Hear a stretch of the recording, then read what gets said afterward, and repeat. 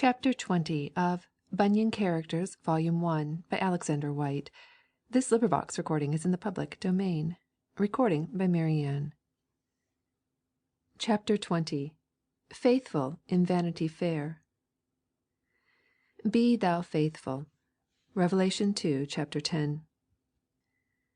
The breadth of John Bunyan's mind, the largeness of his heart, and the tolerance of his temper all came excellently out in his fine portrait of Faithful. New beginners in personal religion, when they first take up the Pilgrims Progress in earnest, always try to find out something in themselves that shall somewhat correspond to the recorded experience of Christian, the chief pilgrim.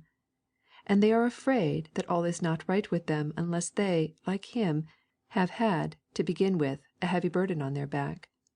They look for something in their religious life that shall answer to the Slough of Despond also, to the Hill of Difficulty, to the House Beautiful, and, especially and indispensably, to the place somewhat ascending with a cross upon it and an open sepulchre beneath it. And because they cannot always find all these things in themselves in the exact order and in the full power in which they are told of Christian in Bunyan's book, they begin to have doubts about themselves as to whether they are true pilgrims at all. But here is Faithful, with whom Christian held such sweet and confidential discourse, and yet he had come through not a single one of all these things. The two pilgrims had come from the same city of destruction indeed, and they had met at the gate of Vanity, and passed through Vanity Fair together, but, till they embraced one another again in the celestial city, that was absolutely all the experience they had in common. Faithful had never had any such burden on his back as that which had for so long crushed Christian to the earth, and the all but complete absence of such a burden may have helped to let Faithful get over the Slough of Despond dry-shod. He had the good lot to escape Sinai also, and the Hill Difficulty, and his passing by the House Beautiful and not making the acquaintance of discretion and prudence and charity may have had something to do with the fact that one named Wanton had like to have done him such a mischief. His remarkable experiences, however, with Adam the first, with Moses, and then with the man with holes in his hands, all that makes up a page in Faithful's autobiography, we could ill have spared. His encounter with Shame also, and soon afterwards with Talkative, are classical passages in his so individual history. Altogether, it would be almost impossible for us to imagine two pilgrims talking so heartily together, and yet so completely unlike one another. A very important lesson surely as to how we should abstain from measuring other men by ourselves, as well as ourselves by other men. An excellent lesson also as to how we should learn to allow for all possible varieties among good men, both in their opinions, their experiences, and their attainments. True Puritan as the author of the Pilgrim's Progress is, he is no Procrustes. He does not cut down all his pilgrims to one size, nor does he clip them all into one pattern. They are all thinking men, but they are not all men of one way of thinking. John Bunyan is as fresh as nature herself, and as free and fully as Holy Scripture herself in the variety, in the individuality, and even in the idiosyncrasy of his spiritual portrait gallery. Vanity Fair is one of John Bunyan's universally admitted masterpieces. The very name of the fair is one of his happiest strokes. Thackeray's famous book owes half its popularity to the happy name he borrowed from John Bunyan. Thackeray's author's heart must have leaped in his bosom when Vanity Fair struck him as a title for his great satire. Then I saw in my dream that when they were got out of the wilderness they presently saw a town before them, and the name of that town is Vanity, and at that town there is a fair kept called Vanity Fair. The fair is kept all the year long, and it beareth the name Vanity Fair, because the town where it is kept is lighter than vanity. And, also, because all that is sold there is vanity. As is the saying of the wise, all that cometh is vanity. The fair is no new erected business, but a thing of ancient standing. I will show you the original of it.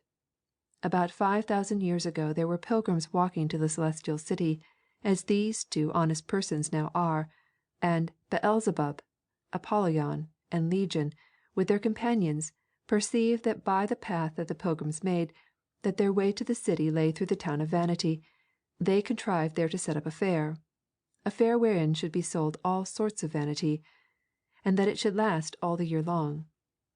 Therefore at this fair are all such merchandise sold as houses, lands, trades, places, honours, preferments, titles, countries, kingdoms, pleasures, and delights of all sorts, as wives, husbands, children, masters, servants, lives, blood, bodies, souls, silver, gold, precious stones, and what not.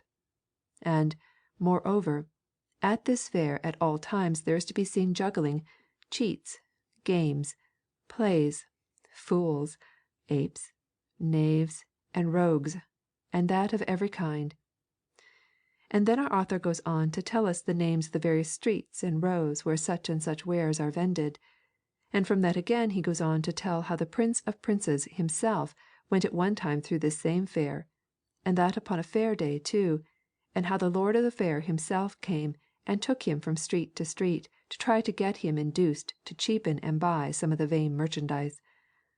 But as it turned out, he had no mind to the merchandise in question, and he therefore passed through the town without laying out so much as one farthing upon its vanities. The fair, therefore, you will see, is of long standing and is a very great fair. Now, our two pilgrims had heard of all that. They remembered also what Evangelist had told them about the fair, and so they buttoned up their pockets and pushed through the booths in hope of getting out at the upper gate before anyone had time to speak to them. But that was not possible, for they were soon set upon by the men of the fair, who cried after them, "Hail, strangers! Look here, what will you buy?" "We buy the truth only," said Faithful, "and we do not see any of that article of merchandise set out in any of your stalls." And from that beginning a hubbub that ended in a riot, and the riot in the apprehension and shutting up in a public cage of the two innocent pilgrims. Lord Hategood was the judge on the bench of Vanity in the day of their trial, and the three witnesses who appeared in the witness box against the two prisoners were Envy, Superstitious, and Pickthank. The 12 jurymen who sat on their case were Mr. Blindman, Mr. No Good, Mr. Malice, Mr. Love Lust, Mr. Live Loose, Mr. Heady, Mr. High Mind, Mr. Enmity, Mr. Liar, Mr. Cruelty, Mr. Hatelight, and Mr. Implacable, Mr. Blindman to be the foreman. And it was before these men that Faithful was brought forth to his trial in order to his condemnation. And very soon after his trial Faithful came to his end. Now I saw that there stood behind the multitude a chariot and a couple of horses waiting for Faithful, who, so soon as his adversaries had dispatched him, was taken up into it, and straightway was carried up through the clouds with sound of trumpet, the nearest way to the celestial gate. Now, I cannot tell you how it was. I cannot account for it myself, but it is nevertheless absolutely true that as I was reading my author last week, and was meditating my present exposition, it came somehow into my mind, and I could not get it out of my mind, that there is a great and a close similarity between John Bunyan's Vanity Fair and a general election. And, all I could do to keep the whole thing out of my mind, one similarity after another would leap up into my mind and would not be put out of it. I protest that I did not go out to seek for such similarities, but the more I frowned on them the thicker they came. And then the further question arose as to whether I should write them down or no, and then much more as to whether I should set them out before my people or no. As you will easily believe, I was immediately in a real strait as to what I should do. I saw on the one side what would sure to be said by ill-natured people and people of a hasty judgment, and I saw with much more anxiety what would be felt even when they restrained themselves from saying it by timid and cautious and scrupulous people. I had the full fear of all such judges before my eyes, but, somehow, something kept this before my eyes also, that, as Evangelist met the two pilgrims just as they were entering the fair, so, for anything I knew to the contrary, it might be of God, that I also, in my own way, should warn my people of the real and special danger that their souls would be in for the next fortnight. And as I thought of it a procession of people passed before me, all bearing to this day the stains and scars they had taken on their hearts and their lives and their characters at former general elections. And, like Evangelist, I felt a divine desire to take possession of me to do all I could to pull my people out of gunshot of the devil at this election. And, then, when I read again how both the Pilgrims thanked Evangelist for his exhortation, and told him withal that they would have him speak further to them about the dangers of the way, I said at last to myself, that the thanks of one true Christian saved from anything and in any measure from the gun of the devil are far more to be attended to by a minister than the blame and the neglect of 100 who do not know their hour of temptation and will not be told of it. And so I took my pen and set down some similarities between Vanity Fair and the approaching election, with some lessons to those who are not altogether beyond being taught.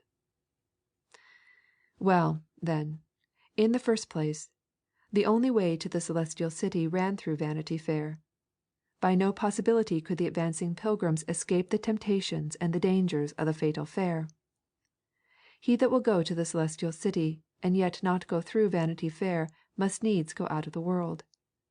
And so it is with the temptations and trials of the next 10 days. We cannot get past them. They are laid down right across our way. And to many men now in this house the next 10 days will be a time of simply terrible temptation. If I had been quite sure that all my people saw that and felt that, I would not have introduced here tonight what some of them, judging too hastily, will certainly call this so secular and unseemly subject. But I am so afraid that many not untrue, in other things most earnest men amongst us, do not yet know sufficiently the weakness and the evil of their own hearts, that I wish much, if they will allow me, to put them on their guard. "'Tis hard," said Contrite, who was a householder and had a vote in the town of Vanity. "'Tis hard keeping our hearts and our spirits in any good order when we are in a cumbered condition. And you may be sure that we are full of hurry at fair time. He that lives in such a place as this, and that has to do with such people as we have to do with, has need of an item to caution him to take heed every hour of the day. Now, if all my people, and all this day's communicants, were only contrite enough, I would leave them to the hurry of the approaching election with much more comfort. But as it is, I wish to give them such an item as I am able, to caution them for the next 10 days. Let them know, then, that their way for the next fortnight lies, I will not say through a fair of jugglings and cheatings, carried on by apes and knaves, but, to speak without figure, their way certainly lies through what will be to many of them a season of the greatest temptation to the very worst of all possible sins, to anger and bitterness and ill will, to no end of evil thinking and evil speaking, to the breaking up of lifelong friendships, and to widespread and lasting damage to the cause of Christ, which is the cause of truth and love, meekness, and a heavenly mind. Now, amid all that, as Evangelist said to the 2 pilgrims, look well to your own hearts. Let none of all these evil things enter your own heart from the outside, and let none of all these evil things come out of your hearts from the inside. Set your faces like a flint from the beginning against all evil speaking and evil thinking. Let your own election to the kingdom of heaven be always before you, and walk worthy of it. And amid all the hurry of things seen and temporal, believe steadfastly concerning the things that are eternal, and walk worthy of them. We buy the truth, and we sell it not again for anything, was the reply of the 2 pilgrims to every stall-keeper as they passed up the fair. And this it was that made them to be so hated and hunted down by the men of the fair. And, in like manner, there is nothing more difficult to get hold of at an election time than just the very truth. All the truth on any question is not very likely to be found put forward in the programme of any man or any party, and, even if it were, a general election is not the best time for you to find it out. I design the search after truth to be the one business of my life, wrote the future Bishop Butler at the age of 21. And whether you are to be a member of Parliament, or a silent voter for a member of Parliament, you, too, must love truth and search for her as for hid treasure from your youth up. You must search for all kinds of truth, historical, political, scientific, and religious, with much reading, much observation, and much reflection.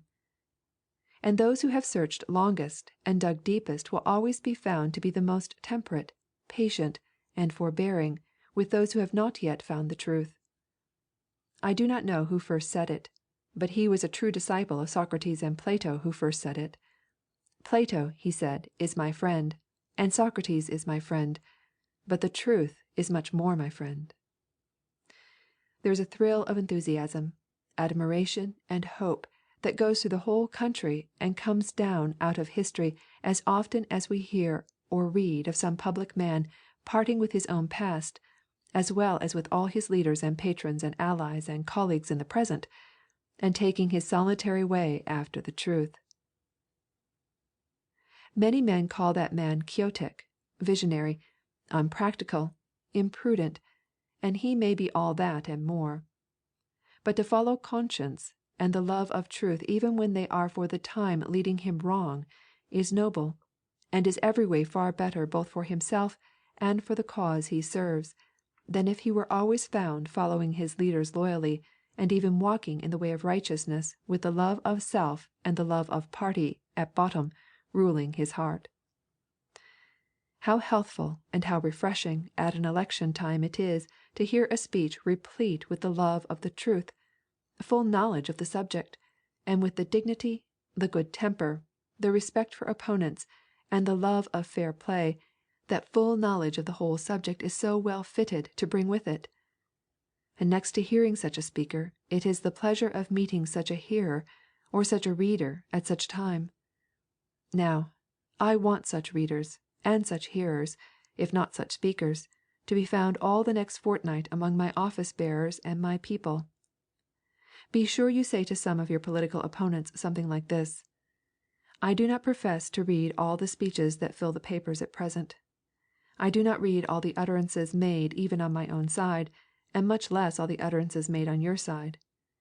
But there is one of your speakers I always read, and I almost always find him instructive and impressive, a gentleman, if not a Christian.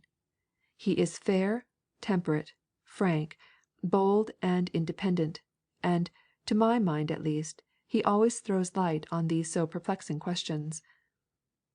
Now, if you have the intelligence and the integrity and the fair-mindedness to say something like that to a member of the opposite party, you have poured oil on the waters of party. Nay, you are in that a wily politician, for you have almost, just in saying that, won over your friend to your own side. So noble is the love of truth, and so potent is the high-principled pursuit and the fearless proclamation of the truth. A general election is a trying time to all kinds of public men, but it is perhaps most trying of all to Christian ministers. Unless they are to disenfranchise themselves, and are to detach and shut themselves in from all interest in public affairs altogether, an election time is to our ministers, beyond any other class of citizens perhaps, a peculiarly trying time. How are they to escape the Scylla of cowardice and the contempt of all free and true men on the one hand, and the Charybdis of pride and self-will and scorn of other men's opinions and wishes on the other, is no easy dilemma to our ministers. Some happily constituted and happily circumstanced ministers manage to get through life, and even through political life, without taking or giving a wound in all their way. They are so wise and so watchful. They are so inoffensive, unprovoking, and conciliatory, and even where they are not always all that, they have around them sometimes a people who are so patient and tolerant and full of the old-fashioned respect for their minister that they do not attempt to interfere with him. Then, again, some ministers preach so well and perform all their pastoral work so well that they make it unsafe and impossible for the most censorious and intolerant of their people to find fault with them. But all our ministers are not like that, and all our congregations are not like that. And those of our ministers who are not like that must just be left to bear that which their past unwisdom or misfortune has brought upon them. only, if they have profited by their past mistakes or misfortunes, a means of grace, and an opportunity of better playing the man is again at their door. I am sure you will all join me in the prayer that all our ministers, as well as all their people, may come well out of the approaching election. There is yet one other class of public men, if I may call them so, many of whom come across worse out of an election time than even our ministers, and that class is composed of those who, to continue the language of Vanity Fair, keep the cages of the fair. I wish I had to-night, what I have not, the ear of the conductors of our public journals, for what an omnipotence in God's providence to this generation for good or evil is theirs! If they would only all consider well at election times, and at all times, who they put in their cages, and for what reason. If they would only all ask, what can that man's motives be for throwing such dirt at his neighbour? If they would only all set aside all the letters they will get during the next fortnight that are avowedly composed on the old principle of calumniating boldly in the certainty that some of it will stick, what a service they would do to the cause of love and truth and justice, which is, surely, after all, their own cause also. The very best papers sin sadly in this respect when their conductors are full for the time of party passion. And it is inexpressibly sad when a reader sees great journals, to which he owes a lifelong debt of gratitude, absolutely poisoned under his very eyes with the malignant spirit of untruthful partisanship. But so long as our public cages are so kept, let those who are exposed in them resolve to imitate Christian and Faithful, who behaved themselves amid all their ill usage yet more wisely, and received all the ignominy and shame that was cast upon them with so much meekness and patience that it actually won to their side several of the men of the fair. My brethren, this is the last time this season that I shall be able to speak to you from this pulpit, and, perhaps, the last time altogether. But if it so turns out, I shall not repent that the last time I spoke to you, and that, too, immediately after the communion table, the burden of my message was the burden of my Master's message after the first communion table. If ye know these things, happy are ye if ye do them. A new commandment I give unto you, that ye love one another. By this shall all men know that ye are my disciples, if ye have love one to another. Herein is my Father glorified, that ye bear much fruit, so shall ye be my disciples. These things I have spoken unto you, that in me ye might have peace. In the world ye still have tribulation, but be of good cheer. I have overcome the world. Know ye what I have done unto you? Ye call me Master and Lord, and ye say well, for so I am. End of chapter 20.